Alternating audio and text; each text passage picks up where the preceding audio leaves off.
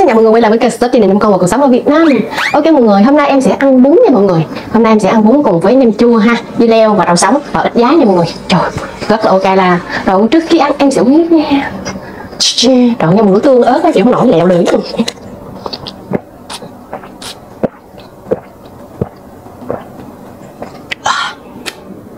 Bữa nay em sẽ dùng tay bóc nha mọi người.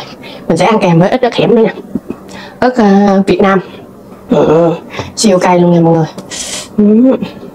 Ôi xẹp xẹp luôn nè. Quá tuyệt vời.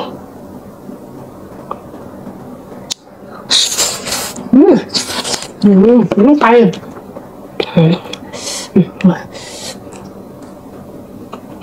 Quá kiểu.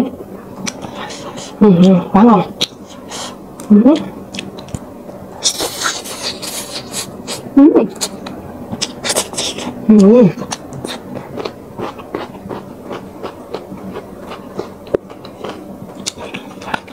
Quá chắc sắc.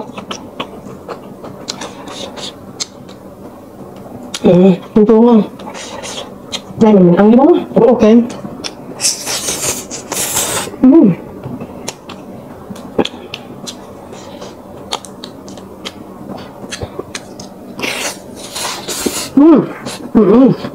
Nó chảy.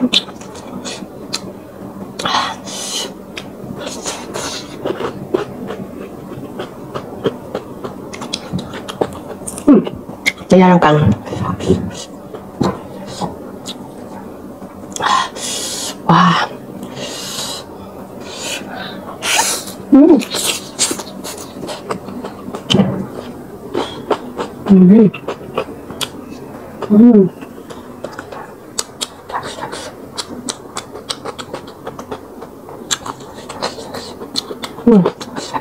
Bún mình em.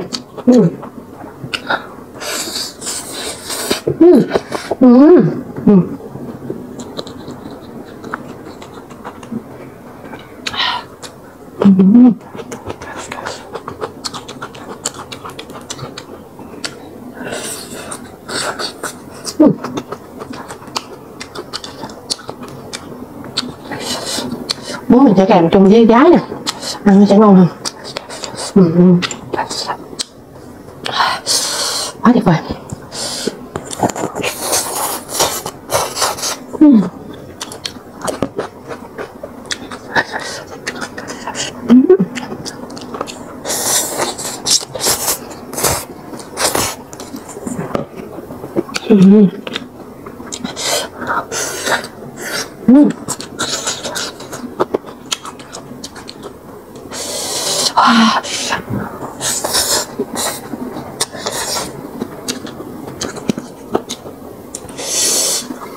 Thật sự rất cay.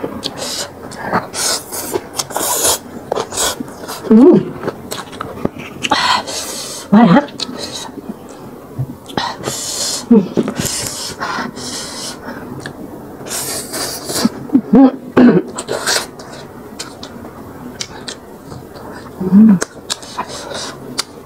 Rất sạch.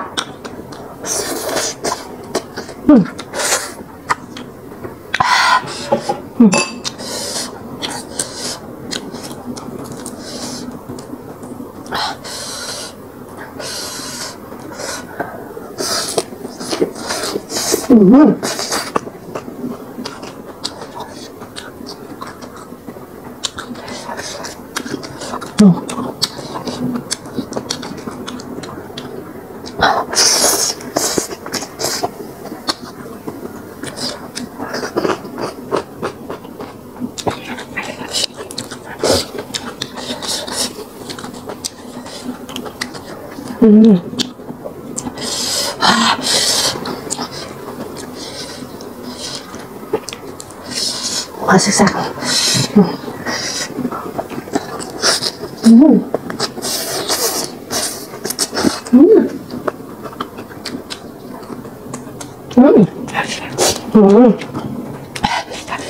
Đây là nó mắc.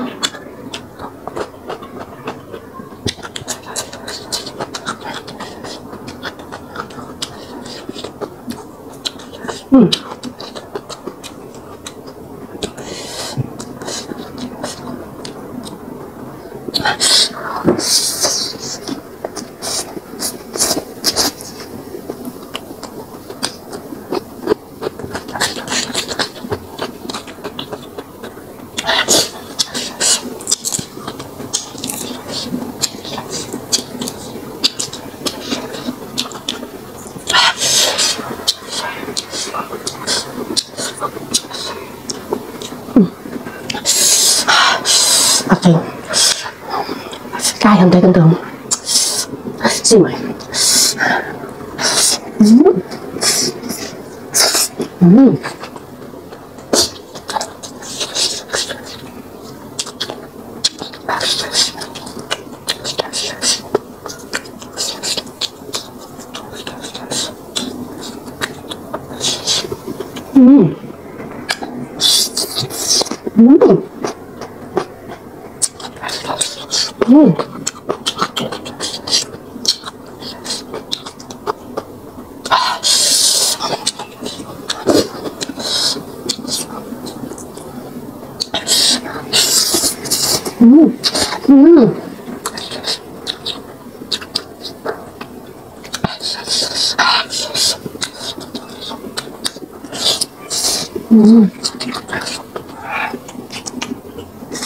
Đã thấy quá cả.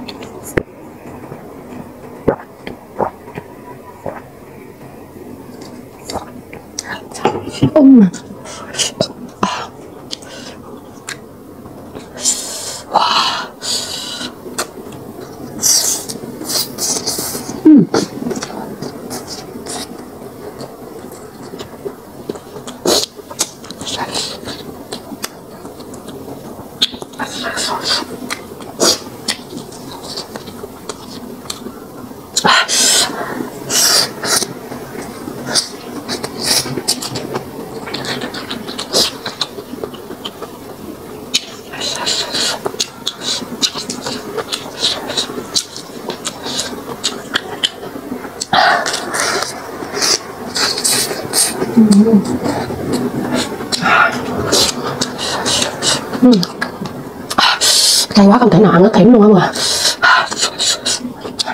Quá cay.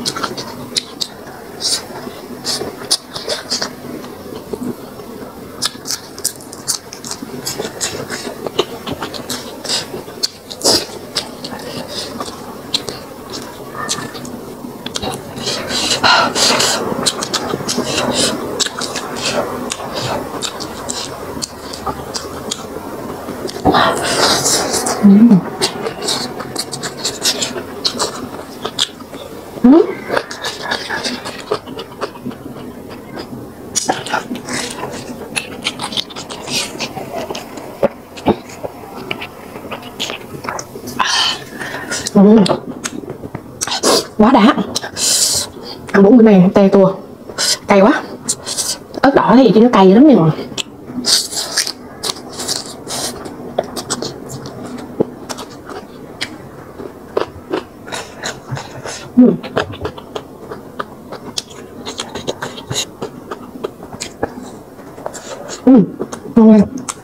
Ui giờ ăn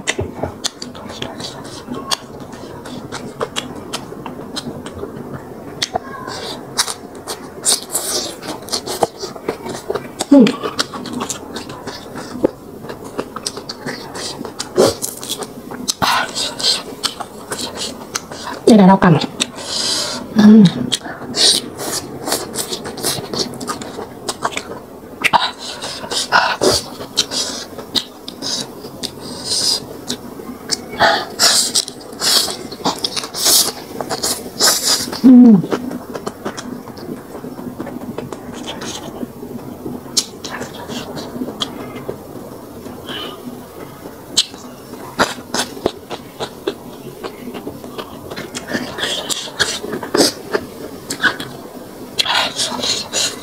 Quá cay.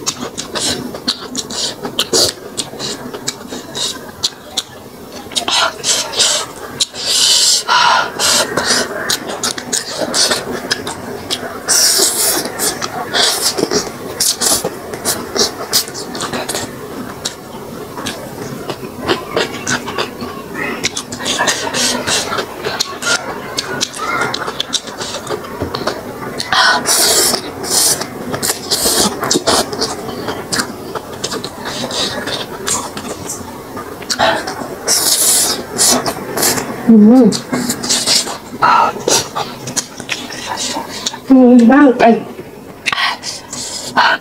cái môi nó đỏ.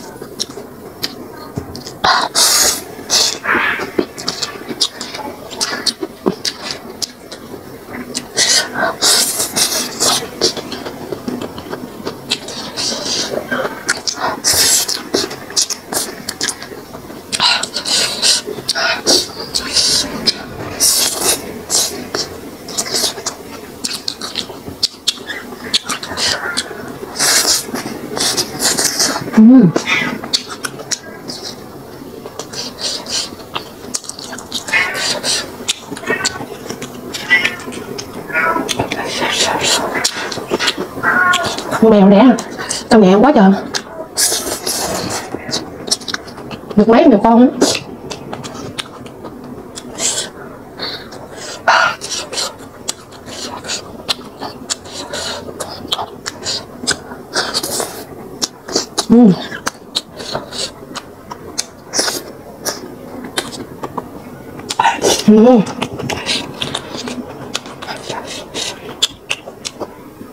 Cay rớt nước mắt luôn à.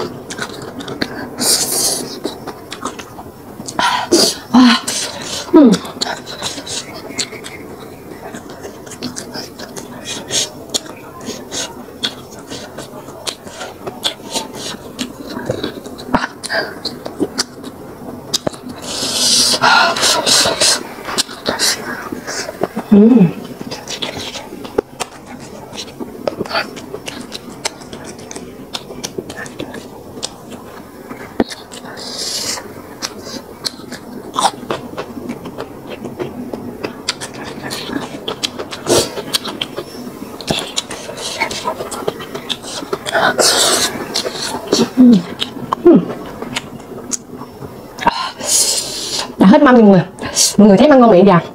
Cái mâm của em rất là cay. Thích hài nhiều mọi người cho em cái like và một lượt đăng ký nha. Cảm ơn rất nhiều và bye bye và xin hẹn gặp lại em.